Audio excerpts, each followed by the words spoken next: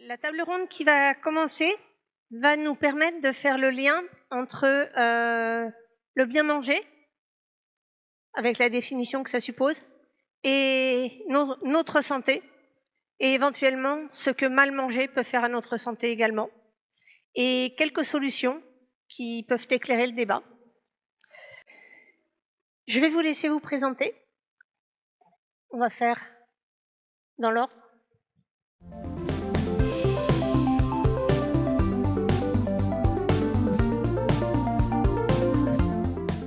Allons-y. Merci pour l'invitation. Donc Martin Rieussec-Fournier, je représente la mutuelle familiale et la coalition des mutuelles pour la santé planétaire. Très heureux d'être avec vous. Michel Campano, médecin généraliste, merci pour l'invitation. Donc moi je fais partie de Alerte médicale des médecins contre les pesticides et les perturbateurs endocriniens. Voilà, je suis là pour alerter pour tout ça. Oui, bonjour, merci pour l'invitation. Alors moi je suis Franck Rinchet-Girolet, je suis porte-parole de l'association Avenir Santé Environnement, qui est une association qui est née suite à une surincidence de cancer pédiatrique du côté de la Charente-Maritime. Bonjour, je suis Karine Jacquemart, directrice de l'association Foodwatch, et j'ai écrit un livre qui s'appelle « Les dangers de notre alimentation » pour vous passer plein d'infos. Bonjour, Jean-François Thébault. Je suis médecin, mais surtout diabétique, vice-président de la Fédération française. Je suis médecin, mais surtout diabétique, vice-président de la Fédération française des diabétiques. Et comme je suis médecin et qu'ici il y a beaucoup de journalistes, ma déclaration personnelle d'intérêt est en ligne sur le site dpi.gouv. Alors, ma première question va aller à Karine. On s'était dit qu'on allait dresser un tableau un peu général de l'état de la situation. Je vais poser le décor très rapidement. En faisant le focus en France, mais malheureusement le diagnostic il est assez mondial. Si on regarde en France aujourd'hui notre système agroalimentaire, en fait on a un agriculteur, une agricultrice sur 6 qui vit en dessous du seuil de pauvreté. À l'autre bout de la chaîne, on a plus de 10 millions de consommateurs, consommatrices, citoyens qui sont confrontés à des situations de précarité alimentaire. Et ça en dit déjà très long. Parce qu'en fait, au milieu de cette chaîne, on a un système agroalimentaire qui est contrôlé par une poignée de grosses entreprises qui, sous le regard complaisant des autorités publiques, font un système qui creuse les inégalités et qui a des impacts désastreux sur la santé publique et sur l'environnement. Alors aujourd'hui, on va se focaliser sur la santé publique, mais moi, ce que j'aime bien faire en posant le décor, c'est surtout casser une petite musique qu'on entend souvent, qui veut nous faire croire que les responsables, ce sont les consommateurs, et opposer agriculteurs et consommateurs. Alors on va être clair, ce qu'on veut, ce qu'on défend, ce qui est possible s'il y avait une volonté politique, c'est le droit de toutes et tous à une alimentation saine, choisie, durable, qui rémunère correctement les agriculteurs et qui est abordable pour toutes et tous. Le problème, c'est qu'au milieu, on a quelques dizaines de multinationales et 5 grands distributeurs qui contrôlent 80% du marché, et que donc la responsabilité de ne pas accéder à une alimentation saine et donc tomber malade, je vais laisser les experts parler de ce lien, c'est pas les gens, c'est pas les individus, c'est ce système. Et les 5 grands distributeurs qui contrôlent le marché, ils prétendent être les alliés des consommateurs, mais en fait, il se passe quoi? Il y a une opacité sur les prix, sur les marges, mais à chaque fois qu'on gratte et qu'on fait des enquêtes, Foodwatch et tous nos alliés, et ce qu'on illustre, c'est que les produits les plus sains, les produits les plus durables, trop souvent, ils sont trop chers parce qu'il y a des marges excessives qui sont compensées par le fait que les produits pas chers, soi-disant pour être cool avec les consommateurs, dans trop de cas, c'est des produits qui sont contraires aux recommandations de santé publique. Okay, donc en fait, le système est complètement fou et il faut le rééquilibrer et il faut remettre les doigts sur cette responsabilité. Donc c'est pour ça que l'alimentation saine, c'est évidemment un des meilleurs moyens de faire de la prévention pour la santé. Et c'est pour ça qu'il faut absolument rétablir cette vérité et rétablir aussi cet accès pour toutes et tous à cette alimentation. On a par exemple avec Foodwatch l'a lancé et d'autres associations, Familles Rurales, Secours Catholique, il y en aura beaucoup d'autres, lancé une demande extrêmement explicite. On veut que l'État ou une loi impose à la grande distribution de mettre 100 produits recommandés pour la santé à prix coûtant dans les rayons. Est-ce que ça répondra à toutes les questions? Non. Mais ça permettra au moins de mettre le sujet sur la table et de rétablir un bout de cet accès qui est un droit fondamental. Dernier point, il faut donc faire changer cette offre alimentaire qui est le cœur du problème, en changeant ces pratiques dans cette grande distribution qui contrôle une trop grande partie du marché, mais ça n'est pas tout parce qu'on ne doit pas laisser notre alimentation dans les mains de ce système. C'est pour ça que je suis très heureuse d'être aussi aujourd'hui avec vous dans un ensemble d'événements qui tournent autour du sujet de la sécurité sociale de l'alimentation, parce que la vraie priorité, elle est que l'argent public arrête de biberonner ce système agroalimentaire qui nous envoie dans le mur et que l'argent public soit mis pour soutenir des vraies alternatives sur le terrain, comme des épiceries sociales et solidaires, comme plein d'initiatives, comme la SSA, comme plein de choses qui vont remettre de la démocratie dans nos assiettes et reprotéger ce droit fondamental. Merci.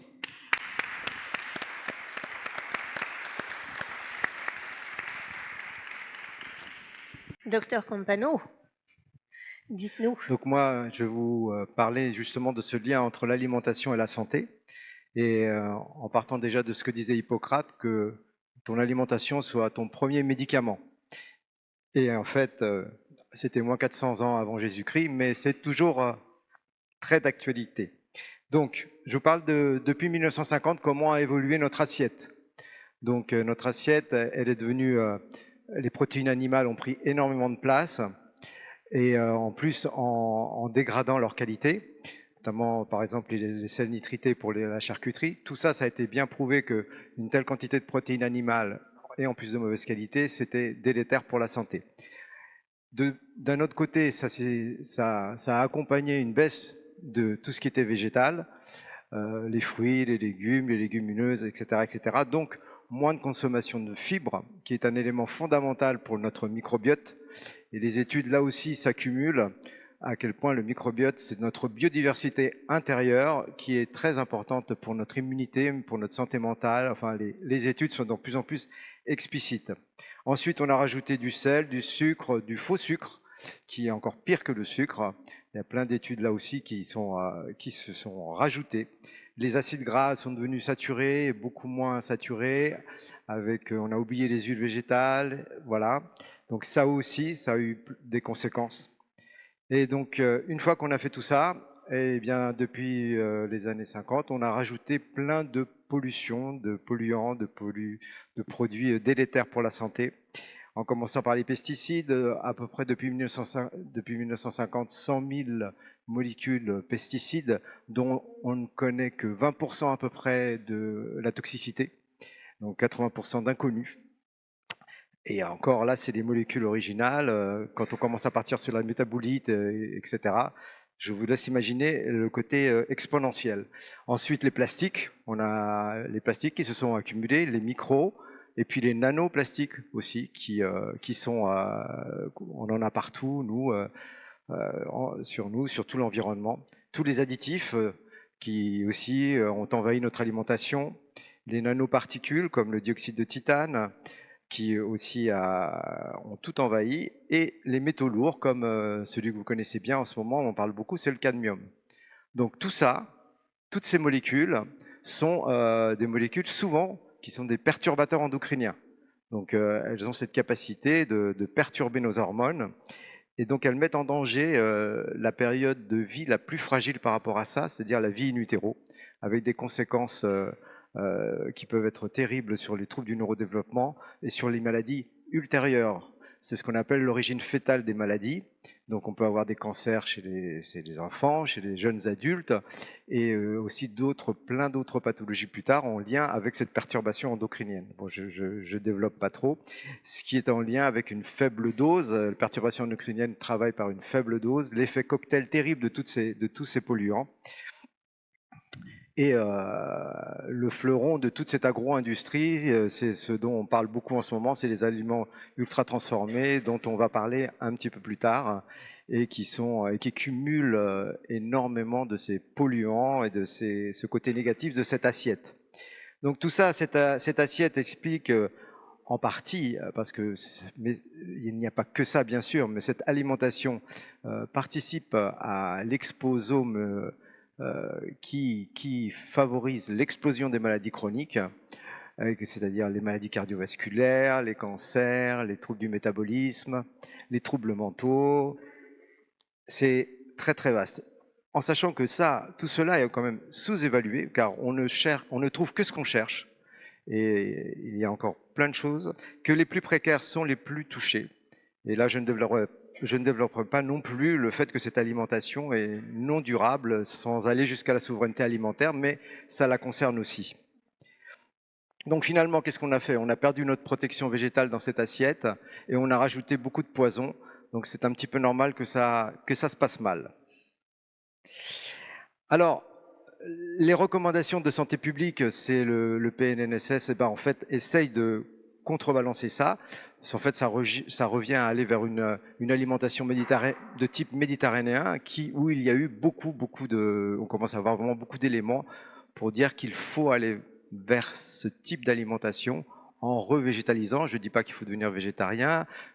On peut continuer à manger de la viande et du poisson, sauf qu'il faut bien la choisir, il faut qu'elle soit de qualité, et puis il faut en manger beaucoup moins, ce qui n'est pas du tout le cas malheureusement.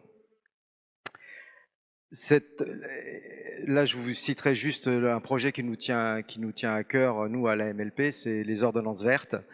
À partir de ce constat justement de grande fragilité de la vie in utero, nous, dans le projet Ordonnance verte, essaye de protéger cette période en proposant des paniers bio aux femmes enceintes et aussi en leur faisant des ateliers obligatoires sur l'exposition aux perturbateurs endocriniens et comment s'en protéger. En sachant que l'alimentation, les paniers, c'est très important puisque l'alimentation est la première voie d'exposition de la population générale à tous ces polluants. Voilà. Alors, oui, n'oublions pas qu'il y a quand même une bonne nouvelle, c'est qu'en fait, on peut faire quelque chose. Et donc, la première chose à faire, c'est d'aller vers une agroécologie et aller vers une alimentation biologique, avec tous les co-bénéfices que ça entraîne sur l'environnement et sur la santé. Car, sans développer trop là encore, parce que c'est du temps, il n'y a pas de salut en dehors de la réduction des pollutions à la source. Et ça, c'est valable pour tout. Donc voilà, c'est la seule possibilité de soulager tous ces problèmes de maladies chroniques, de soulager aussi la médecine curative en faisant de la prévention à la source. Parce que la médecine curative, elle est à bout, elle fait ce qu'elle peut, elle est débordée, c'est comme le traitement de l'eau. Eh bien, il faut absolument la soulager en ayant une vraie médecine préventive de réduction des pollutions à la source. Merci. Qu'est-ce que peut dire Qu'est-ce que peut dire Franck Rinchet, Avenir Franck Santé Environnement Rinchet. en Charente-Maritime? Alors moi j'ai une parole qui va être une parole un peu plus citoyenne, puisqu'on a une petite association de à peu près 200 adhérents du côté de la Charente-Maritime, une association de parents qui s'est intéressée très vite à la santé publique, puisqu'on on a toujours sur notre territoire des surincidences de cancer pédiatrique. Et au fil du temps, on s'est rendu compte, on a travaillé avec des médecins, avec des toxicologues, que l'environnement est un déterminant de la santé, mais pas que l'environnement, l'alimentation aussi est un déterminant de la santé. Et je vous remercie pour l'invitation, puisque la SSA est un des axes que nous souhaitons développer, puisque en fait on pense vraiment que la SSA peut être un outil un outil de prévention, un outil de citoyenneté, mais aussi de prévention, puisque en fait cette SSA doit être mise en place avec toute la prévention en santé environnementale. Sur notre territoire, en Charente-Maritime, on vit sur une plaine céréalière où des études de la qualité de l'air ont mis en évidence la présence de 41 molécules de pesticides en 2021, un taux record de France d'herbicides. On est exposé toutes et tous à ces molécules-là, on en a dans les captages d'eau potable, on a une contamination systémique de ces milieux et j'ai envie de dire que effectivement l'alimentation est un déterminant de la santé, mais l'acte de production alimentaire aussi. Et c'est vraiment là-dessus que je vais peut-être insister aujourd'hui. On en a dans l'eau, on en a dans l'air, et ce sont des pollutions qu'on subit, ce ne sont pas des choix de consommation. C'est pour ça que nous, à Avenir Santé Environnement, on plaide pour la mise en place d'une véritable convention citoyenne pour une transition agricole. Et sur cet axe-là, on aimerait que la SSA soit un outil de mise en place justement de cette convention citoyenne. Merci. Quel rôle ont tous ces polluants, tous ces produits nocifs sur la maladie chronique qui se développe d'une manière exponentielle, qu'est le diabète? Merci beaucoup de nous donner cette occasion. Donc, on a dit c'est pas bon. Alors, quelques chiffres, je vais demander des chiffres. Quelques chiffres pour dire en quoi c'est pas bon et en quoi on a une épidémie actuellement. De cette manière, il faut concevoir que le concept des maladies séparées, maladies cardiovasculaires, diabète, obésité, cancer, est en train de voler en éclats. Maintenant, on est dans un concept global, holistique, de maladies cardio-métaboliques, en prenant en faisant le constat que le primum movens de toutes ces maladies, y compris le cancer, les maladies neurodégénératives, l'insuffisance rénale, l'insuffisance cardiaque, de toutes ces maladies, il est au départ, notamment par un mauvais mode de vie, avec deux facteurs essentiels, l'absence d'activité physique et une mauvaise alimentation, et on en reparlera peut-être tout à l'heure, notamment à cause des aliments ultra transformés, et les études ont montré la nocivité de ces aliments. Alors, quelques chiffres, c'est la première cause de mortalité, ces maladies-là, en Europe. En Europe, j'ai mis les chiffres, il ne faut pas les oublier, ça coûte, rien que pour les maladies cardiovasculaires, 282 milliards d'euros de traitement. Ça, c'est le poids. On a en France 4 200 000 personnes diabétiques traitées, dont 3 600 qui sont en ALD. Vous voyez le poids que ça représente. Le coût qui a été mesuré dans différentes études des effets directs dus à la mauvaise alimentation de toutes ces pathologies, c'est rien qu'en France, 12,3 milliards qui ont été estimés dans une étude qui a été faite sur l'injuste coût de l'alimentation. Donc on voit qu'on est dans une dynamique où, alors mon confrère a cité Hippocrate, moi je vais citer Esculape, pour remonter encore un petit peu plus loin. Esculape, il avait plusieurs enfants, dont 2 filles principalement. La première fille, elle s'appelle Hygiée. Hygiée, c'est l'hygiène. Et c'est l'alimentation, c'est l'activité physique. C'était la base chez les Grecs, chez Galien, chez les Grecs, c'était la base de la bonne santé, c'était hygiène. Puis il avait une deuxième fille qui s'appelait Panacée. Panacée, c'est les médicaments. Panacée, c'est devenu la lyre des pharmaciens. Et on voit bien qu'il y a d'abord la prévention primaire, ou qu'on appelle maintenant prévention primordiale, et celle-là, elle est dans nos assiettes, et puis dans nos jambes pour l'activité physique. Donc c'est extrêmement important. Alors, je ne sais pas si on reviendra sur les aliments ultra transformés pour expliquer leur nocivité ou si je le fais maintenant. Voilà. Donc pour nous, à la Fédération française des diabétiques, on a dans notre plaidoyer, puisque ici on est en plaidoyer, on a 2 mantras. La première, c'est la prévention primaire ou primordiale qui doit commencer le plus tôt possible à l'école et dans tous les secteurs de la vie collective et en particulier dans les milieux sociaux les plus défavorisés. Parce que c'est ceux qui sont le plus exposés à la malbouffe. C'est là où les promotions alimentaires dans la grande distribution sont majoritairement faites sur les mauvais aliments. Il y a eu des études qui ont été faites qui montraient que 6 à 7 promotions sur 10 étaient faites uniquement sur des aliments de très mauvaise qualité et que 70% des aliments qui sont en vente dans les supermarchés sont des aliments ultra transformés dont on a parlé. Ça, c'est cette malbouffe, c'est le point de départ. Et pourquoi c'est le point de départ? Pour tout un tas de raisons, des raisons physiologiques sur lesquelles on peut rentrer, parce que les aliments sont dégradés, parce qu'il n'y a plus de fibres dedans, mais surtout parce qu'on a fait en sorte, les industriels ont fait en sorte qu'ils soient addictifs. Ils ont, comme on dit, une bonne palatabilité. Un exemple, les sodas aux États-Unis que tout le monde critique. Les sodas, c'est plus du sucre qui est dedans, c'est pas du saccharose, le sucre de betterave ou le sucre de canne. Ce qu'ils mettent, c'est un sirop mélangé glucose, fructose. Pourquoi? Parce que notre corps, il a une satiété au sucre, c'est-à-dire au saccharose. C'est-à-dire que quand on a pris une certaine quantité de saccharose, on en est un peu dégoûté, on n'a pas envie de continuer, on ne peut pas sucer des bonbons trop longtemps. Mais quand c'est fait avec ce mélange fructose, glucose, qui est la même chose, les deux mêmes constituants que le saccharose, mais séparés, d'un seul coup, il n'y a plus cette satiété, et du coup, on peut en boire des litres et des litres. Et on voit à quel point l'industrie alimentaire a joué sur tous ces facteurs, aussi bien que le tabac et les autres. Et moi qui suis médecin et qui viens du milieu de la santé, où on avait un peu coutume de considérer les industriels de la pharmacie comme des bandits, hein, ben je peux vous dire qu'à côté des industriels de l'agroalimentaire, ce sont des anges. Ce sont des anges quand on voit tout ce qu'ils sont capables de faire pour mieux vendre leurs produits. Alors, les aliments ultra transformés, je peux vous expliquer un petit peu si on a le temps et si ça intéresse. On va essayer de revenir d'abord sur un concept qui est le concept d'une seule santé. Je vais te proposer, Martin, éventuellement, de nous en parler un peu, parce que c'est un peu ce qui sous-tend le travail dans lequel vous êtes rassemblés. Merci. Donc, je vais partager un peu le concept de la santé planétaire à travers un exemple, une anecdote. Hier, donc, je suis arrivé à 22h en train à la gare Montparnasse, et puis il pleuvait beaucoup. Du coup, en vélo, c'était la galère pour traverser Paris et aller à l'auberge de jeunesse. Et donc, je prends un taxi. Je discute avec le monsieur, il s'appelle Mohamed, il me raconte sa vie, etc. Et puis à la fin de la course, il me dit, et vous faites quoi comme métier dans la vie? Et donc je lui dis, bah, je travaille dans la santé publique, etc. Il y a une augmentation des cancers. Aujourd'hui, 1 million de femmes en France souffrent d'un cancer du sein. Les cancers de la prostate et les cancers du sein ont explosé. Hein. L'incidence a doublé sur les 30 dernières années. Et puis là, le monsieur, il me fait une confidence.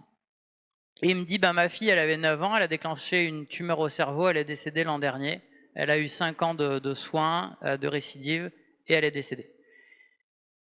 Et si je vous partage cette anecdote, c'est parce qu'en fait, on est dans une situation où le cancer fait partie des maladies qui augmentent, touche des gens de plus en plus jeunes, Franck en a parlé, et il y a un risque, c'est le risque de la sidération par rapport à des sujets dramatiques de grande ampleur.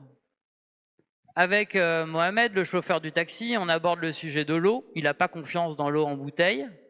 Il doute de la qualité de l'eau à son robinet. C'est 12 000 points de captage d'eau potable qui ont été fermés ces dernières années en France, notamment parce que les nappes phréatiques étaient pourries de pesticides. Et donc, face à ces drames, le risque, c'est la sidération, le risque, c'est la sinistrose, le risque, c'est l'éco-anxiété qui touche les 3/4 des Français. Donc, à travers l'alimentation, et aujourd'hui, on est réunis pour parler de la sécurité sociale de l'alimentation, on a vraiment un sujet qui est au carrefour des défis pour qu'une terre, que cette terre, elle reste habitable, que les gens soient en bonne santé. Alors, ça a été longuement exprimé, le lien alimentation-santé, mais il y a aussi un lien qui est moins connu entre l'alimentation et la santé de la planète. Tout le monde a bien compris avec les pics de chaleur, les événements climatiques extrêmes. Aujourd'hui, en Amérique du Sud, il y a des méga-feux qu'on n'arrive pas à contrôler et il y en a de plus en plus. Eh bien, en fait, l'alimentation, les systèmes alimentaires et agricoles représentent 1/3 des émissions de gaz à effet de serre. Donc, c'est extrêmement important de relocaliser notre agriculture, d'utiliser la notion de souveraineté dans le bon sens du terme, c'est-à-dire de produire ici ce dont on a besoin ici. Et puis, il ne faut pas oublier que parmi tous les perturbateurs endocriniens qui ont été exprimés, alors bien sûr, il y a les métaux lourds, le cadmium, mais il y a aussi les pesticides qui souvent sont des perturbateurs endocriniens. Et les pesticides, ça n'est rien d'autre que du pétrole. C'est mal connu, mais aucun d'entre nous aimerait, au lieu de mettre de l'huile d'olive, de mettre un petit peu d'essence ou de gasoil. Pourtant, malheureusement, c'est ce qui se passe. Notre première voie d'intoxication aux pesticides, c'est la voie alimentaire. Alors, nous, en tant que mutualistes, on a un gros problème aujourd'hui, c'est qu'il y a une explosion de maladies chroniques évitables. C'est 1 Français sur 3 qui souffre d'une ou plusieurs maladies chroniques, obésité, diabète, cancer, maladies neurodégénératives, etc. Et qu'on n'a pas du tout la possibilité eh bien, d'avoir une explosion des dépenses de santé, une explosion des remboursements, et puis en permanence une augmentation de nos cotisations. Tout ça n'a aucun sens. Donc, pour le mouvement mutualiste, et je vais juste vous dire quelques éléments sur le mouvement mutualiste et en essayant de faire court. Là, quand on regarde là où on est, il y a écrit tabletier, sculpteur, menuisier, pâtissier, jardinier, etc. Le mouvement mutualiste n'est pas très bien connu, mais il existe depuis le Moyen-Âge et il s'est structuré par métier. Et en fait, il a fait ses preuves depuis 5 siècles, dans le sens où c'est la solidarité organisée par métier qui a permis, ici il y a écrit charpentier, c'était des bâtisseurs de cathédrales, des charpentiers, qui se sont organisés de manière à ce qu'ils puissent faire face aux aléas de la vie, comment faire face à la maladie et au décès. Et ils ont mis en place des tirelires communes, de manière à ce que quand l'un des leurs, un des charpentiers tombait malade, la famille ne tombe pas dans la misère et ne dépende pas de la charité. Le mouvement mutualiste, il porte l'idée que quand la solidarité s'organise, eh bien, il y a la dignité aussi qui est présente. Et je crois que dans cette idée de sécurité sociale de l'alimentation, c'est comment la solidarité s'organise au niveau national pour que personne ne soit exclu de la possibilité de bien manger. Et donc, sur 4 siècles, et je terminerai là-dessus, d'expérience du mouvement mutualiste, 15e siècle, 16e siècle, etc., jusqu'en 1945, la solidarité s'est organisée par profession, par métier, etc. Et puis, il y a eu quelque chose d'extraordinaire sur 5 siècles d'histoire du mouvement mutualiste, c'est qu'en 1945, pour la première fois, il y a eu une forme de communion, de relation de confiance entre la sphère politique et le mouvement mutualiste, et on a eu l'extension des principes mutualistes avec la sécurité sociale, qui a étendu, qui a universalisé la solidarité des bien portants avec les malades, des jeunes avec les anciens. Donc Ambroise Croizat, cette année, on fête les 80 ans de la sécurité sociale, il a pris appui sur le mouvement mutualiste pour créer la sécurité sociale. Et donc, nous, du côté des mutuelles pour la santé planétaire, qui sommes-nous? C'est 20 mutuelles qui protègent 7 millions de Français, et on prend à bras-le-corps le sujet d'une autre alimentation et agriculture qui soit bonne pour la santé des gens et de la planète. Notamment, on fait un tour d'Europe des solutions avec 3 objectifs: émouvoir, enthousiasmer, gagner. Émouvoir parce qu'en fait, aujourd'hui, on est tous exposés aux pesticides et les agriculteurs sont les premiers à mourir, les riverains, etc. Émouvoir, donc, on fait ce tour d'Europe avec des victimes des pesticides pour raconter tous ces drames et des drames évitables. Enthousiasmer parce qu'il y a énormément de solutions. Et gagner parce qu'on est convaincu qu'il n'y a aucune fatalité, il y a toutes les raisons d'espérer et d'agir. Oui, merci Martin, parce que je réalise qu'effectivement, on a beaucoup parlé du diagnostic, qui est amer, hein, toxique même, mais on est aussi là pour vous redonner de l'espoir, parce que cette sidération, elle ne va pas nous laisser paralysés et impuissants, d'accord? On voudrait bien nous faire croire qu'on est impuissant, on ne l'est pas. Et donc, dans la série Les Triptyques, moi, ce que je vous propose, c'est qu'on échange après, mais du coup, je vous insuffle juste une petite proposition. En ce moment, moi, j'aime bien proposer le triptyque résister, réconcilier, réinventer. Résister, c'est parce que, en tant que citoyen, citoyenne, on n'est pas obligé d'accepter l'inacceptable. D'accord? Donc, par rapport à tout le constat qu'on a fait, et c'est ça la beauté de la complémentarité aussi des acteurs, on résiste en étant de plus en plus complémentaires et alliés. Quand on voit que c'est même des médecins, des malades avec cancer colaire, plein d'autres, et avec vous bien sûr, plein d'autres associations comme ça, de gens qui sont directement concernés, qui doivent se mobiliser pour qu'on ait enfin une protection de la santé publique qui est un droit fondamental. On est où là? Ça veut bien dire que c'est grave, mais ça veut aussi dire qu'on est ensemble. Ça, c'est la bonne nouvelle. Résister, c'est aussi faire David contre Goliath. J'aimerais bien que quelqu'un me trouve une analogie féministe de David contre Goliath. Vraiment, je suis preneuse. Quoi qu'il en soit, c'est l'image, quoi, vous voyez? Et donc, trouvez-la, s'il vous plaît, je suis preneuse. Et par exemple, vous l'avez peut-être entendu, hier, Foodwatch a porté plainte pour la 3e fois en ciblant Nestlé dans un scandale alimentaire, pour la 2e fois en ciblant Lactalis, parce que là, on est encore face à une omerta d'opacité, d'impunité, où les gens, les consommateurs, les citoyens sont laissés totalement de côté, la santé est laissée totalement de côté, et l'alimentation, même quand c'est pour des nourrissons, tout d'un coup, ça ne serait pas devenu important pour ces multinationales qui se croient au-dessus des lois. Eh bien, je vous donne une bonne nouvelle, on est ensemble, que ce soit contre les pesticides, on sera ensemble pour ce scandale de la loi du plomb numéro 2 là, qui arrive par la fenêtre. Qu'est-ce que le sénateur Duplomb n'a pas compris dans plus de 2 millions de signatures? Qu'est-ce qu'il n'a pas compris dans les alertes de médecins? On sera ensemble pour résister. Il y a un avant, il y a un après. Si on se serre les coudes, si on agit ensemble, on peut résister. D'accord? Ça, c'est résister. Réconcilier, je fais court. collectivement, individuellement, on peut faire cette guerre en fait culturelle de ne pas laisser passer ces messages. Le message que ce serait consommateur contre agriculteur. Vous savez, c'est parce que les consommateurs veulent des produits pas chers que les agriculteurs sont mal payés et qu'on leur vend des produits qui sont mauvais pour la santé. Non. Les consommateurs comme les agriculteurs, ce qu'ils veulent, c'est un accès à une alimentation saine, digne et durable. Point. Et c'est ça qu'on va défendre. Réconcilier agriculture et environnement. Parce que la santé doit être protégée et que bien sûr que si on avait une vraie vision politique et si on n'avait pas des conflits d'intérêts avec une petite minorité qui en profite, bien sûr que production agricole, agriculture et protection de la biodiversité, ça va de pair.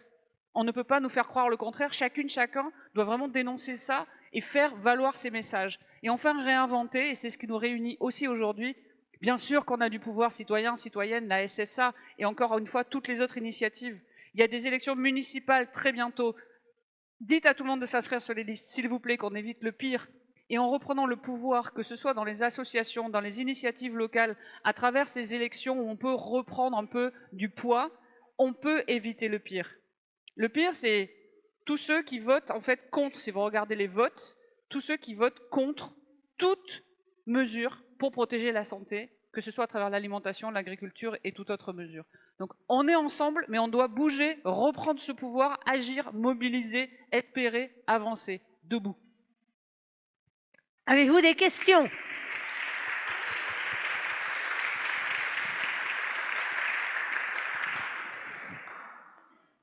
Y a-t-il des questions dans la salle? Oui. Qui n'ai-je pas vu? Non.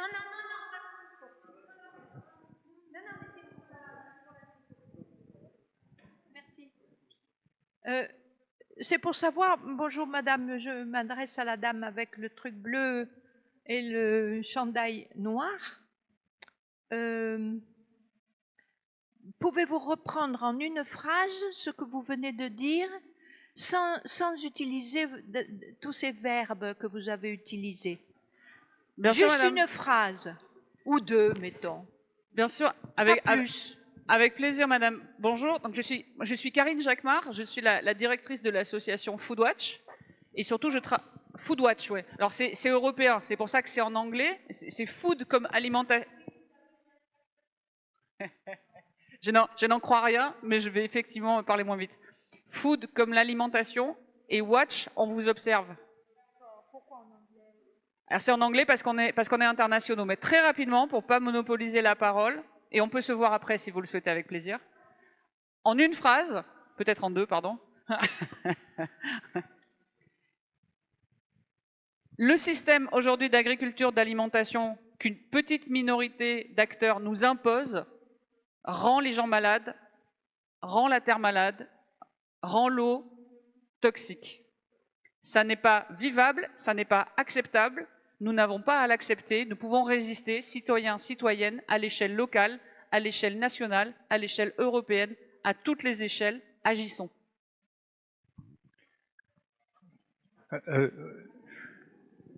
Petite question d'ici. Bonjour à tous. On a donc toutes les données qui nous permettent d'être un poil en colère.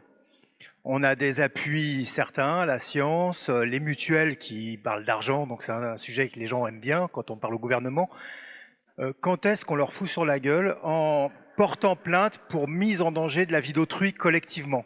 Est-ce qu'on peut faire ça?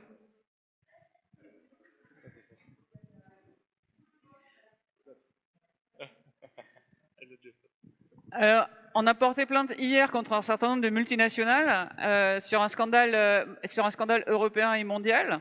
Donc pour le moment, on n'est que 11, donc on va d'abord s'attacher à ça, mais promis, je vais explorer la question. Moi, pardon. Non, mais juste, effectivement, on peut aller sur des actions de justice. Alors nous, c'est à plus petite échelle, hein. C'est pas Foodwatch.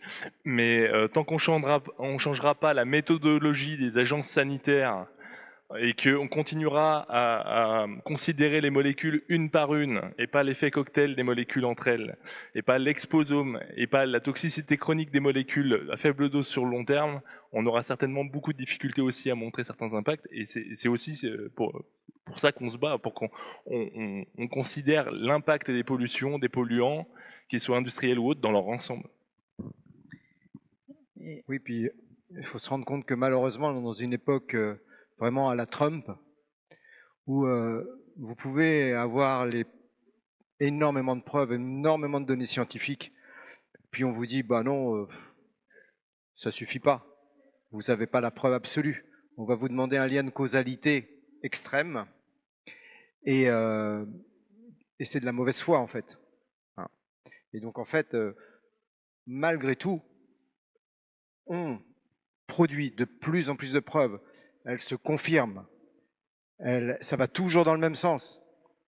Donc ils ont de plus en plus de mal à tenir cette ligne de défense, malgré tout. Ça donne de l'espoir. Et pour preuve, c'est le projet Omnibus. Le projet Omnibus, c'est ni plus ni moins qu'il commence vraiment à paniquer. Parce que quand on en est rendu à dire, bah finalement, les pesticides, bon, on les autorise à vie. On ne va plus les réévaluer. Vous voyez? Donc malgré toutes les difficultés, tous les bâtons dans les roues qu'ils nous mettent, on arrive, on avance. On produit des preuves de plus en plus. La population s'en rend de plus en plus compte. Les gens sont de plus en plus malades. Les cancers chez les jeunes, c'est un cataclysme. Un cancer chez une jeune maman qui a des enfants, c'est un cataclysme. Donc, tout ça, les gens s'en rendent compte. Ils ne vont pas pouvoir tenir encore très longtemps. Et nous, on est là, on rappelle. Et j'ai effectivement bon espoir qu'ils soient rattrapés par la patrouille un jour et qu'on leur dise, mais quand même, comment avez-vous pu défendre tout ça alors que tant de scientifiques, tant de preuves, tellement confirmées, comment avez-vous pu dire que non, qu'il n'y avait pas de risque, qu'on ne risquait rien, qu'on était protégé, que tout est sous contrôle, alors que c'est totalement faux. Donc oui, moi j'ai grand espoir qu'on y arrive. Et par rapport à l'idée de comment on peut porter plainte au pénal pour mise en danger de la vie d'autrui, il y a deux choses que je souhaitais vous partager.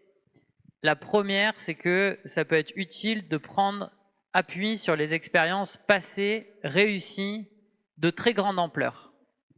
1907, l'amiante tue, c'est le premier rapport qui atteste de ça. 1997, l'amiante est interdite en France, 2005 en Europe. Donc en fait, on a quasiment un siècle qui s'écoule pour qu'un poison soit interdit. Qu'est-ce qui s'est passé pendant ce siècle? Et pourquoi ça a duré un siècle, la bataille pour obtenir l'interdiction? Au passage, l'amiante, c'est quand même 100 000 innocents décédés en France reconnus par l'INSERM. La solidarité de la population avec les victimes a été décisive. On a d'un côté des rapports scientifiques qui s'accumulent, exactement comme pour les pesticides. On a une expertise collective de l'INSERM, puis une deuxième qui montre que le brouillard construit par l'industrie de l'amiante, comme quoi un usage contrôlé de l'amiante est possible, ce brouillard se dissipe avec la montée en puissance scientifique. Mais qu'est-ce qui fait qu'à un moment donné, la plainte, parce que vous parliez d'une plainte au pénal pour mise en danger de la vie d'autrui, qu'est-ce qui fait que cette plainte, elle est instruite et il y a réparation pour la victime de l'amiante avec des indemnités pour lui ou pour sa famille si la personne est décédée? C'est là où on a une responsabilité extrêmement importante. Les juges, le ministère de la Justice vont être sensibles à la mobilisation de la population devant les tribunaux pour instruire ou pas la plainte. Je suis désolé de le dire, mais nous, on a enquêté avec les mutuelles sur qu'est-ce qui fait que l'amiante a été interdite. Et quand on a été voir les avocats, le fait qu'il y ait des mouvements de solidarité très importants avec les victimes de l'amiante, que les syndicats se mobilisent, que les familles se mobilisent, qu'il y ait des fois des concerts, etc., ça a donné aussi du poids médiatique et puis ça a permis que les plaintes soient vraiment instruites et en 2000, la fondation du Fonds d'indemnisation des victimes de l'amiante. Pour revenir sur un cas présent, la fraude généralisée par rapport à l'évaluation des pesticides, il y a une coalition avec 100 organisations dedans qui s'appelle Secret Toxique, qui a démontré que la loi, elle a peut-être des défauts, mais en tout cas, tel qu'il est vendu, un bidon de pesticides devrait être testé à long terme et l'innocuité devrait être prouvée avant que ce bidon de pesticides soit vendu. Cette loi n'est jamais appliquée. On peut le dire à France Inter en matinale, il y a des plaintes au pénal qui ont été déposées. On a commencé ça en 2021, on est en 2026 aujourd'hui. C'est vous dire que le temps de la justice, si on ne se mobilise pas la population massivement devant les tribunaux, on peut se faire complètement endormir. Voilà. Donc investissons l'espace public parce qu'aujourd'hui 80% de la population en France, en Europe a compris que les pesticides tuent. Scientifiquement, on a des bases solides et puis les agriculteurs ont droit à vivre de leur travail et pas à mourir de leur travail. Bonjour. En fait, faut que j'appuie quelque part, non ? Bonjour, est-ce que vous m'entendez ? Donc, en fait, vous avez un peu répondu en fait à la question que je voulais poser, qui est un peu liée à ça, c'est-à-dire savoir s'il y avait donc des associations donc de victimes, notamment déjà savoir si quand il y a une très forte croissance des cancers, des maladies, etc., liées aux pesticides, liées aux intrants chimiques, etc., si les gens ont conscience de la cause de leur maladie, déjà, première chose, parce que ça, c'est pas forcément évident. Et deuxièmement, s'il y a un certain nombre d'associations qui portent plainte, justement, et donc c'est très lié à ce que vous venez de dire, d'ailleurs. Et puis le deuxième point, c'est aller en Europe, effectivement, mais est-ce que, je ne sais pas, mettre en place une ICE, par exemple, l'initiative citoyenne européenne, ne pourrait pas avoir un impact avec un certain nombre d'associations, enfin, essayer vraiment de travailler déjà avec les pays qui sont le plus avancés sur le sujet, les plus moteurs, les plus fédérateurs, pour essayer d'imposer les choses, tant au niveau des pesticides qu'au niveau de la réglementation et de la loi contre, enfin, par rapport à la santé, quoi, voilà. Au niveau européen, une réponse au niveau européen, soit à peu près 90% de la réglementation sur l'alimentation et l'agriculture sont au niveau européen. Donc il est indispensable d'agir et de se coordonner au niveau européen. Foodwatch est européen, mais surtout on travaille avec plein d'alliés, plein d'autres associations et puis représentants politiques, parce qu'il y en a qui rament dans le bon sens, et heureusement. Donc effectivement, il faut influencer les choses au niveau européen. Je vous donne encore une bonne nouvelle, on n'en a pas assez, elles mettent du temps, mais on y travaille. Par exemple, l'additif E171, le dioxyde de titane dont Michel parlait tout à l'heure, eh bien on a réussi collectivement à le faire interdire d'abord en France dans l'alimentation en 2020, puis 2 ans après, parce qu'on n'a pas lâché au niveau européen, à faire élargir cette interdiction dans toute l'Union européenne. Donc à chaque fois, on travaille à cette échelle européenne, à la fois nationale et européenne, en portant plainte quand il est nécessaire, et ça relève plutôt de la loi nationale, mais en étant coordonné. Si je reprends l'exemple du scandale des laits infantiles actuels, eh bien en fait c'est bien dans les différents pays que les actions sont coordonnées, que les informations sont coordonnées, puisque ça touche plusieurs pays. Donc vous avez raison, et autre chose par rapport à l'Europe, on a besoin de cette dimension européenne. Parce que moi, quand je vois l'accord UE-Mercosur passer, ou l'omnibus, qui n'est rien de moins qu'un paquet législatif qui veut démanteler les normes sociales et environnementales de l'Europe sous prétexte d'être plus compétitif et donc d'harmoniser les normes par le bas, ça m'énerve.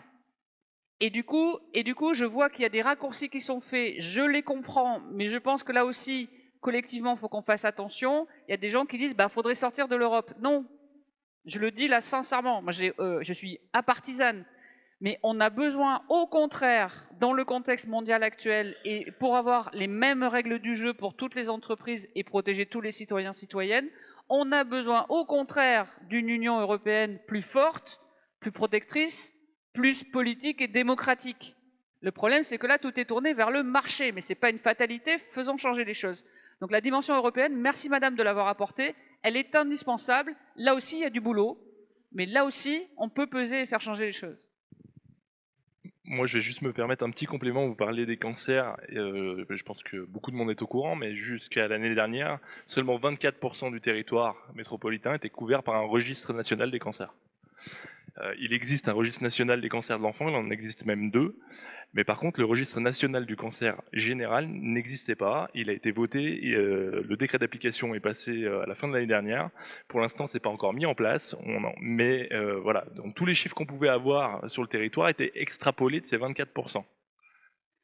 Donc, il faut comprendre qu'on n'avait pas une image réelle de ce qui se passait. Nous, en Poitou-Charentes, on a travaillé avec un registre, on avait la chance en Poitou-Charentes d'avoir un registre des cancers, et c'est ce qui a permis d'identifier les surincidences qu'on a sur notre territoire, et à partir de là, lancer les mobilisations citoyennes sur tout ce qui est santé environnementale et en venir aux problèmes d'alimentation et de production alimentaire.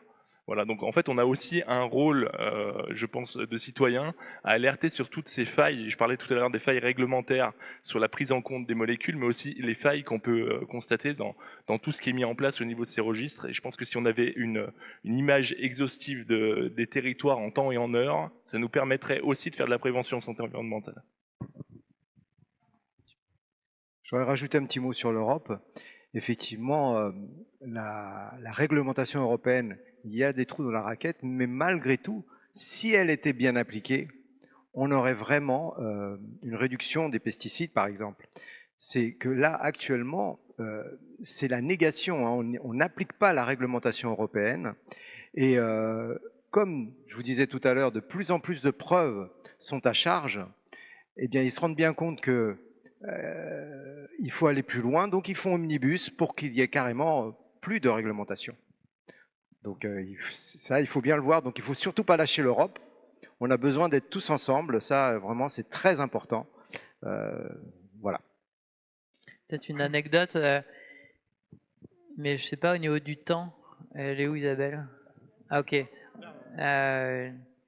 Peut-être hyper court, en fait. Moi, je suis très reconnaissant qu'on ait cette journée aujourd'hui pour être ensemble, pour s'organiser, etc. Parce qu'en face, nos adversaires sont extrêmement bien organisés pour maintenir un statu quo. Un exemple, le budget de l'Agence européenne sur la sécurité des alimentations, l'EFSA, est de 10 millions chaque année. C'est donc une agence pour la santé publique européenne. Le budget de l'ensemble des industries des pesticides dépasse le budget de l'Agence européenne pour la sécurité des aliments. Du côté des mutuelles, il y a l'Association internationale des mutuelles qui protège 245 millions de personnes. On a à peine 2 équivalents temps plein à Bruxelles sur ces sujets-là. C'est pour vous dire à quel point il faut absolument qu'on s'organise et qu'on se fédère dans nos complémentarités, etc. Parce que à la fin, on peut gagner, quoi. Et nous, en fait, on a beaucoup approfondi le parallèle amiante-pesticide parce que l'amiante, l'avantage, c'est que c'est une histoire où ça s'est bien fini et on est convaincu que pour l'alimentation et la culture, ça peut aussi bien se finir si on est bien organisé. Oui, alors... Excusez-moi, pour redescendre au niveau hexagonal, on a quand même des armes démocratiques. On va avoir des municipales d'ici 2 mois, 1 mois et demi. On va avoir des présidentielles et on va avoir des législatives. Là, on a des messages à faire passer tout de suite. On connaît tous la signature et le nom de tous les députés qui ont voté pour la loi du plomb, les sénateurs, ou contre le Nutri-Score. Il faut les sanctionner. Il faut agir. Au niveau municipal, tout ce qu'on a dit aussi, au niveau territorial, c'est extrêmement important parce que l'action sur une bonne alimentation dans les cantines, dans la vie courante, souvent, elle est au niveau local. Et c'est là où on a un travail de citoyen associatif à faire pour convaincre, voire sanctionner les élus qui ne répondent pas à nos interrogations. Pas seulement aller à l'Europe ou au pénal, on a des armes directes, très prochaines, à faire connaître et à utiliser. Alors juste pour réagir là-dessus, donc je pense que moi je suis médecin, donc bravo pour vos interventions, c'était limpide. Donc effectivement, il faut mettre la pression, et donc je pense qu'on a une arme dont on peut aussi tous se servir, c'est les réseaux sociaux. Et donc j'ai vu Karine qu'il y a sur LinkedIn notamment, tu as 12 300 abonnés. Bon, ton message est fluide, et donc je pense qu'il faut te soutenir. Il faudrait pouvoir se mettre en lien tous et toutes pour qu'on ne forme plus qu'une seule voix, qu'une seule personne. Et donc moi, je voudrais voir avec les organisateurs de cet événement si on ne pouvait pas, à un moment donné, tous se connecter au niveau des réseaux, puisqu'effectivement, tu l'as dit, il y a la loi du plomb qui va revenir, etc. Donc effectivement, il y a une résistance qui va devoir de nouveau se mettre en place. Et on sait que c'est ça qui a permis l'abrogation au moins partielle de là, le premier projet. Là. Donc voilà, moi je souhaiterais en fait qu'il y ait une mise en place d'un système de connexion entre nous. Il faut en partie en passer par là, quoi. Voilà.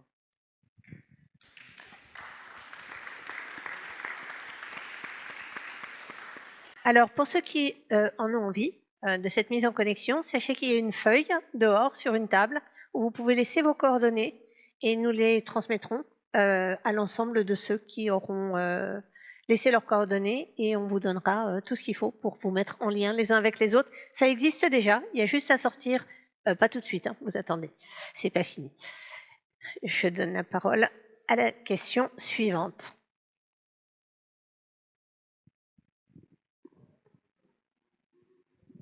Oui, merci. Alors Karine, j'ai une analogie à te proposer, celle qui m'est venue à l'esprit pour le moment, c'est Antigone contre Créon, mais c'est la seule pour l'instant.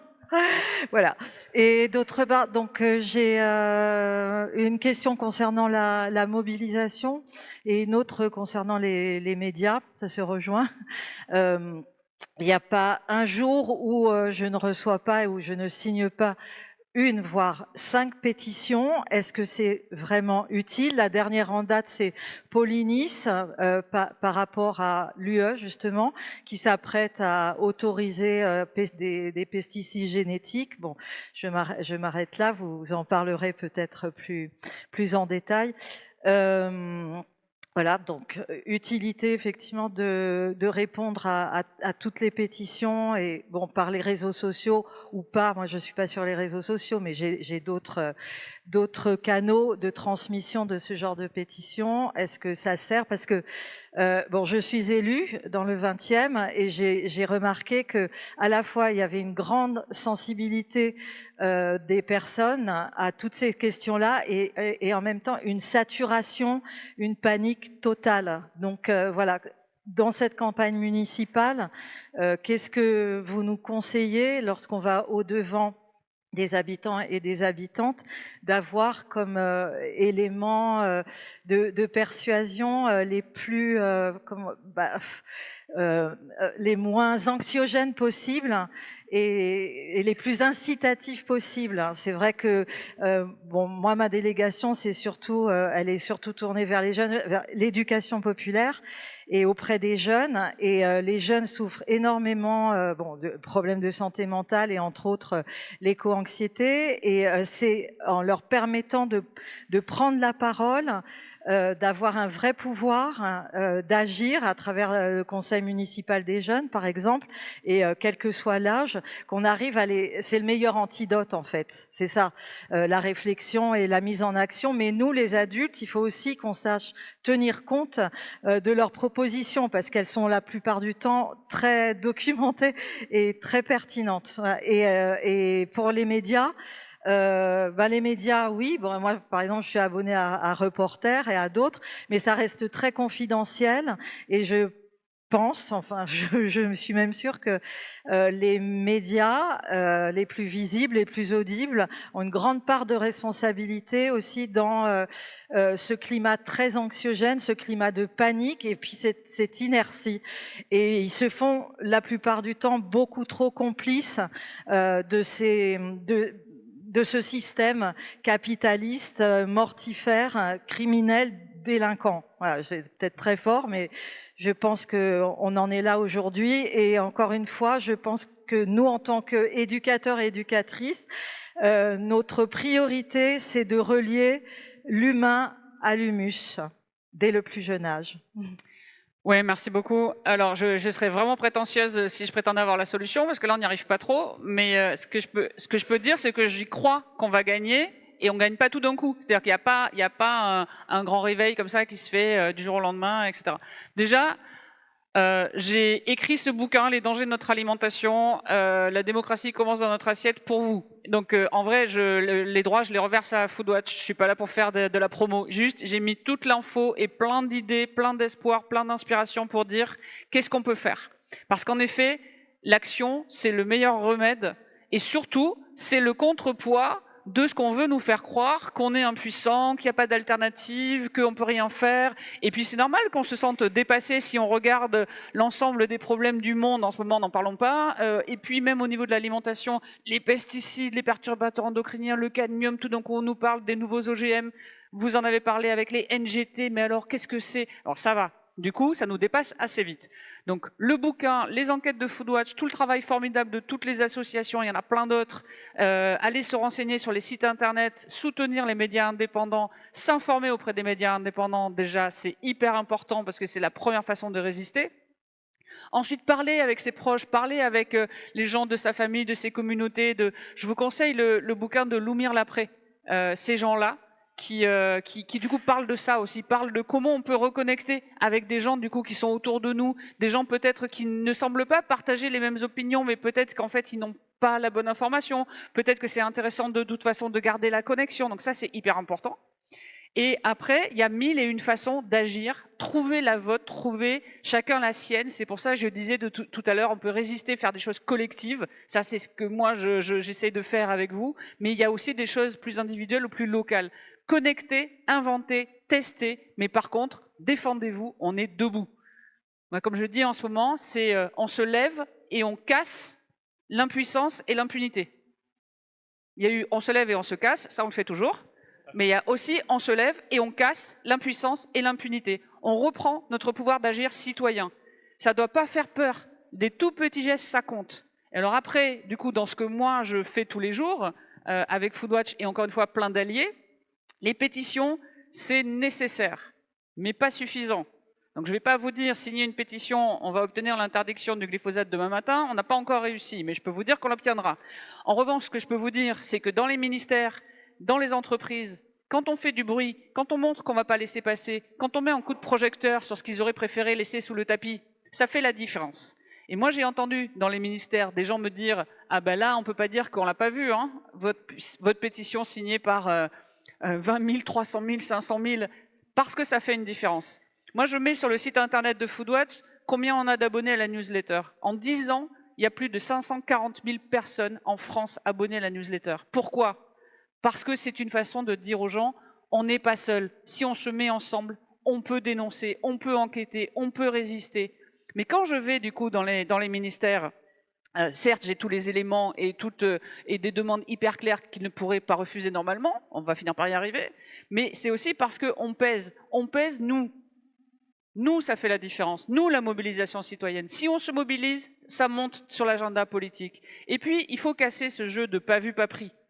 Ils jouent trop sur l'impunité, l'opacité, pas vu, pas pris. Ouais, bah, pas vu, pas pris, maintenant on vous observe, et maintenant on porte plainte, et maintenant on ne va pas lâcher, et maintenant on fait des manifestations, et il y aura du monde devant l'Assemblée nationale le 11 février, quand il va y avoir enfin ce débat sur la loi du plomb.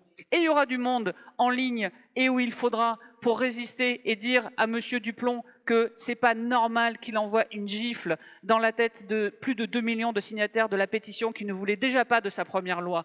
Et il y aura du monde pour continuer à résister jusqu'à ce qu'on gagne, parce qu'on ne peut que gagner. En revanche, on ne gagnera que si on y croit, si on se soutient, si on agit, et chaque action compte.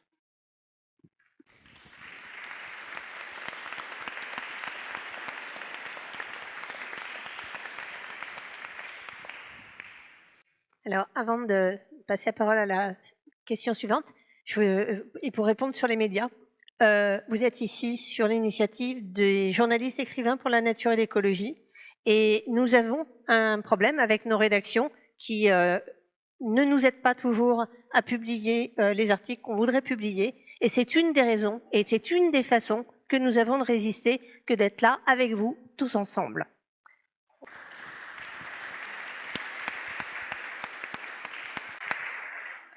Merci à tous pour ce que vous avez dit jusque-là. Je voulais simplement vous demander comment on pouvait faire en sorte, après entre autres, le rapport sur l'injuste prix de l'alimentation, comment faire en sorte que le pollueur soit enfin le payeur et qu'on rémunère enfin les services rendus pour les services écologiques, avec l'agroécologie et pas que, sachant que tous les pesticides que nous mettons dans la terre sont en train de tuer la biodiversité et entre autres les vers de terre. Plus de vers de terre, plus d'humains, voilà. Je crois, dans ce rapport, madame, on a fait des propositions et notamment, on a identifié pas loin de 50 milliards, enfin 49 et des poussières milliards de subventions données globalement à tout le secteur, dont plus de la moitié, 59%, viennent de l'État français, et le reste de l'Europe et d'autres. Eh bien, il faudrait que ces subventions soient, qu'elles soient données en fonction des résultats. Aujourd'hui, elles sont données sans résultat, elles sont données pour calmer. On vient avec des tracteurs, on vient avec ceci, on vient avec cela, on en sort avec un chèque, sans avoir une obligation de résultat. L'une des propositions, c'est que ces subventions soient assorties de résultats à fournir. Que ces subventions soient assorties de résultats à fournir. Autre idée qui a été proposée dans ce rapport, aujourd'hui, le montant pour l'alimentation, les montants de la publicité pour l'alimentation des mauvaises est à peu près de 5,5 milliards d'euros en France. Outre la réglementation avec laquelle on se bat pour qu'elle n'ait pas lieu au moment des heures d'écoute des enfants, par exemple, il faut qu'une partie soit réattribuée à de la bonne publicité. Une partie pour de la publicité. Alors on parle des réseaux sociaux, mais il faut toucher les gens. On ne va pas toucher les réseaux sociaux, je pense notamment aux enfants, aux ados, avec ce qu'on vient de dire là. Il faut payer des influenceurs qui savent parler, et que de toute façon ils le font pour l'argent, on leur donne des messages. Les influenceurs? Beaucoup. Non, mais ceux dont je parle, dans TikTok, etc., pour qu'ils passent des bons messages. C'est une voie de communication aussi que n'a pas su faire, peut-être, que n'ont pas su faire les institutions, parce que le simple message, vous mangez, bougez, mangez 5 fois qui est écrit en tout petit, comme buvez, l'alcool est mauvais pour la santé, plus personne ne lit les voix. Donc un travail aussi de communication à faire, à partir de ces enveloppes budgétaires qui ont été identifiées, important, à notre sens. Juste un mot pour ne pas sous-estimer. Alors moi, c'est pas l'outil avec lequel je suis le plus à l'aise pour 1000 raisons. Je suis un peu boumeuse, mais ne pas sous-estimer dans cette histoire de mobilisation. Les pétitions, ça compte, mais bien sûr, la mobilisation aussi citoyenne passe par ces réseaux digitaux. C'est hyper important. Faites aussi tout ce que vous pouvez pour faire gonfler ça. Pourquoi? Un exemple concret sur la loi du plomb. Et pour le coup, ils l'ont fait gratuitement. C'est pour ça que je dis, parfois, il y a aussi des créateurs, créatrices de contenu engagés qui relaient, et c'est tant mieux, sur des comptes vus par beaucoup de monde. Ce qui s'est passé sur la loi du plomb, c'est que, vous vous rappelez, en fait, il y a eu beaucoup de bruit sur les réseaux sociaux, ok. On n'a pas réussi à la bloquer totalement, ok. N'empêche que dans le petit délai, entre le moment où c'est monté et le moment où il y a eu le vote, il s'est passé deux choses. Cette mobilisation citoyenne très large, elle a permis de faire basculer des votes. Il y a des députés, d'accord, qui hésitaient et qui ont décidé de voter contre parce qu'on a fait valoir et qu'on a fait du bruit sur le fait que ça aurait été scandaleux de voter pour. Si on avait eu plus de temps, on aurait réussi à faire basculer plus. C'était déjà le cas en 2019 sur le CETA. On a eu très peu de temps, mais on arrivait. La deuxième chose que cette mobilisation citoyenne a fait, c'est effectivement de faire du name and shame. C'est-à-dire qu'encore une fois, on joue pas à pas vu, pas pris, je me cache sous le tapis. Et si on met ces gens dans la lumière et qui doivent rendre des comptes auprès de leurs électeurs, électrices, des citoyens, c'est plus la même. Et ce que ça a fait, ça a peut-être pas l'air de grand-chose, mais c'est que Gabriel Attal et Agnès Pannier-Runacher se sont sentis obligés de se justifier publiquement sur ces réseaux sociaux sur pourquoi ils avaient voté pour. Ben, j'aurais préféré qu'ils votent contre, et franchement, leurs arguments tenaient pas la route, mais ça les a obligés à se justifier publiquement auprès de vous, auprès de nous. Ça change tout. Plus on les rendra redevables en toute transparence de leurs actes parce qu'on les y oblige et qu'on utilise ces outils, plus ils seront obligés de répondre de leurs actes et leur main tremblera à deux fois, je l'espère, quand on empoisonne les gens ou la biodiversité. Bonjour, merci beaucoup pour ces échanges passionnants. Moi, j'ai une question qui fait le lien avec ce qu'on disait là sur... en fait, on se pose beaucoup la question de comment informer et comment faire en sorte que les gens, en gros, soient au courant pour ensuite pouvoir se mobiliser et comprendre qu'il y a quelque chose qui ne fonctionne pas bien et qu'il faut qu'on change. Je peux me lever. Ma question, c'est, il me semble qu'on a un mode d'information qui est répandu partout, qui est celui de la discussion entre le médecin traitant et son patient. Ma question, c'est quel est le rôle que joue actuellement la médecine généraliste dans cette discussion-là, avec une grande majorité des citoyens et citoyennes. Quel rôle jouent les études de médecine dans cette parole à donner aux médecins, et est-ce qu'il y a une marge de manœuvre ici ? Oui, alors là, La médecine générale, il faut savoir que dans nos études, ça change un peu, mais dans nos études, il n'y a absolument aucune formation sur les pesticides, les perturbateurs endocriniens. Tout ça n'est pas du tout abordé et on est vraiment très centré sur la médecine curative et beaucoup moins sur la médecine préventive. Bon, à part bien sûr tabac, alcool, voilà, hein, mais en fait, sur cette problématique-là des pollutions, il y a vraiment très très peu de formation. Ça commence à venir petit à petit. La sécurité sociale s'y met aussi. Bientôt, il va y avoir une campagne au niveau de la sécurité sociale pour une campagne zéro phtalate, parce que les phtalates sont un grave problème, notamment au niveau de la prématurité.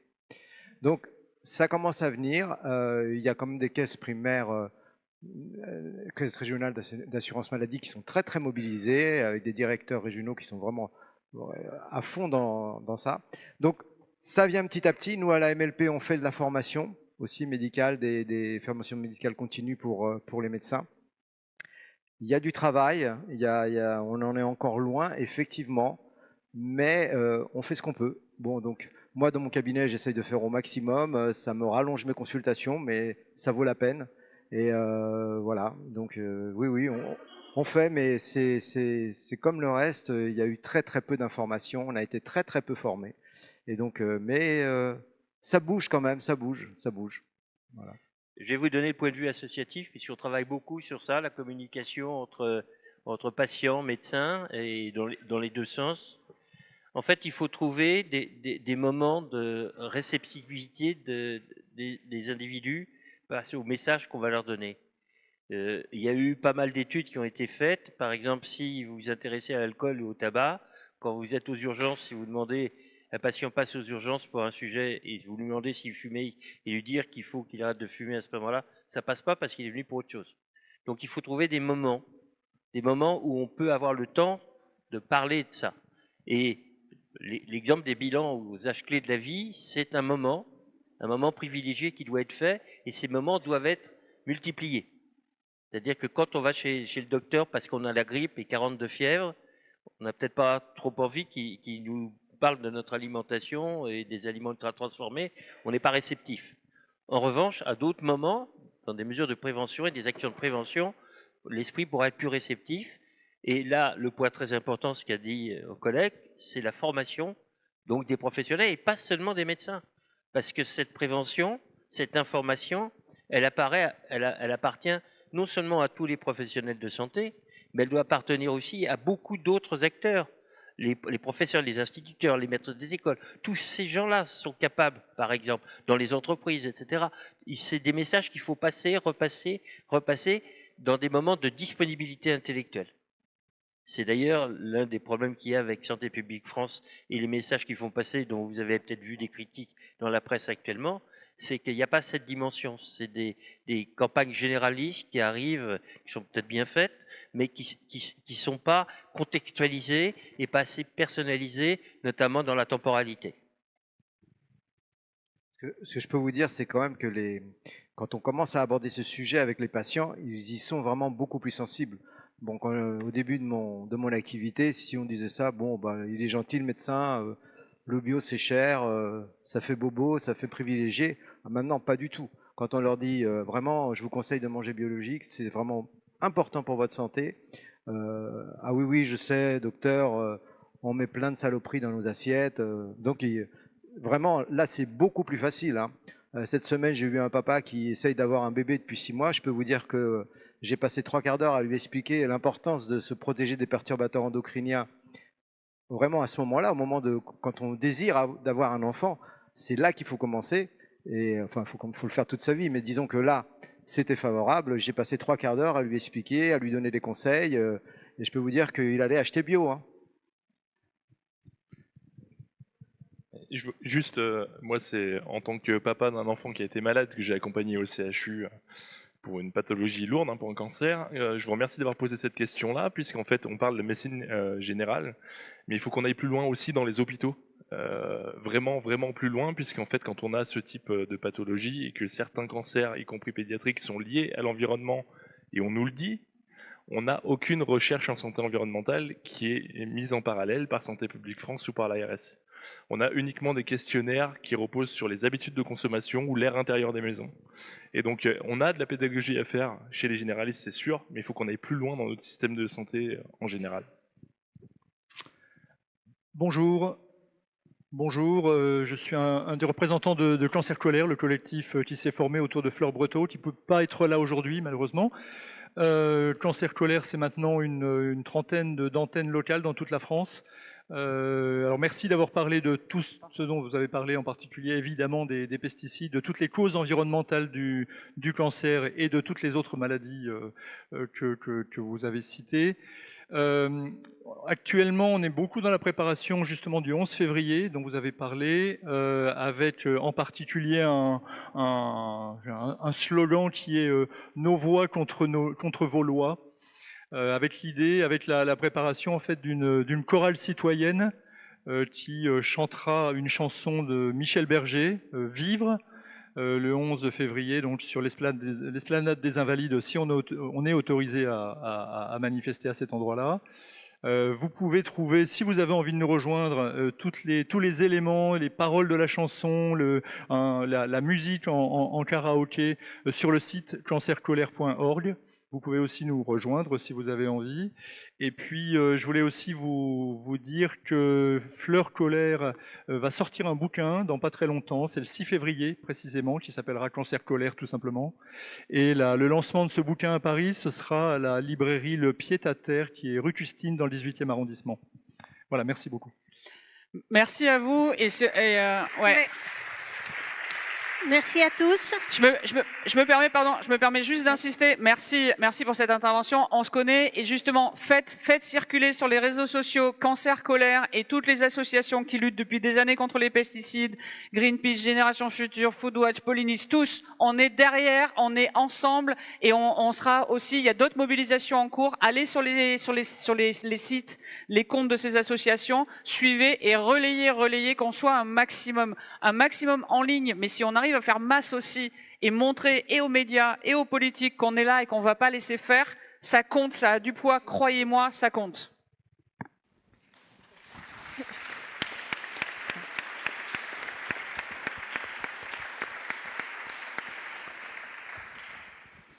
Merci beaucoup. Merci à tous les 5.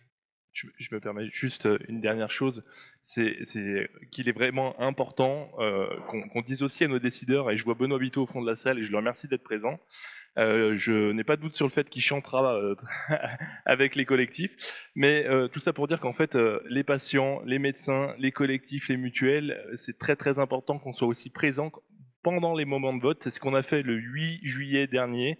On était dans les balcons et avec Fleur notamment, et pour montrer justement aux décideurs qu'ils ne voteront pas notre santé sans nous.